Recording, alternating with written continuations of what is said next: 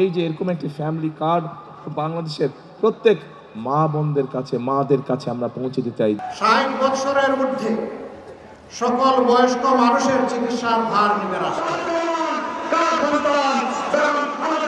ত্রয়োদশ জাতীয় সংসদ নির্বাচন সামনে রেখে ভোটের প্রচারণায় বড় দুই রাজনৈতিক দলের কাণ্ডারে দিচ্ছেন নানা প্রতিশ্রুতি। এসব বক্তব্যে উঠে আসে সামগ্রিক রাষ্ট্র নিয়ে পরিকল্পনার পাশাপাশি ওই অঞ্চলের সংকট উত্তরণের আশ্বাস। এছাড়া আসনভিত্তিক প্রচারণায়ও প্রার্থীরা নানা প্রতিশ্রুতির ফুলছুরি ছড়িয়ে পক্ষে টানার চেষ্টা করছেন। বিশ্লেষকরা বলছেন, জনগণ যখন নতুন এক স্বপ্নের বাংলাদেশের পাটাতনে দাঁড়িয়ে ভোটের জন্য মুখিয়ে আছে, তখন দলগুলোর প্রচারণায় বাস্তবভিত্তিক প্রতিশ্রুতি থাকলে আশা জাগিয়ে রাখবে। এক্ষেত্রে মৌলিক অধিকার, আইনের শাসন, বৈষম্যহীন রাষ্ট্র ব্যবস্থার প্রাধান্য থাকবে মানুষের কাছে।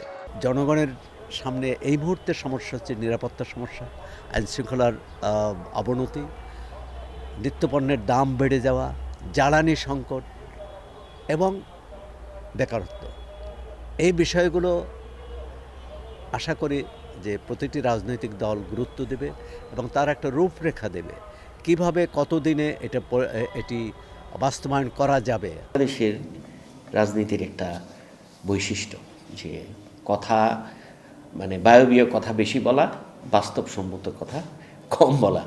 এটাই হচ্ছে আমাদের ম্যানিফেস্টোগুলোর বৈশিষ্ট্য। ক্ষমতায় গিয়ে আসলে তাদের ম্যানিফেস্টো অনুযায়ী কতটুকু বাস্তবায়ন করে সেটা দ্বারাই আসলে প্রমাণিত হয় যে আসলে কতটুকু কমিটমেন্ট তারা দিছিল, কতটুকু তারা রাখলো।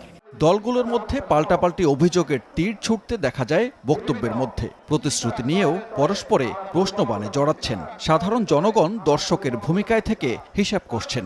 এক্ষেত্রে অতীতের ভুল বা বর্তমান নিয়ে বেশি কাদা ছোড়াছড়ি না করে বাস্তবসম্মত দূরদর্শী ভবিষ্যৎ পরিকল্পনা ইশতেহারে তুলে ধরার পরামর্শ বিশ্লেষকদের।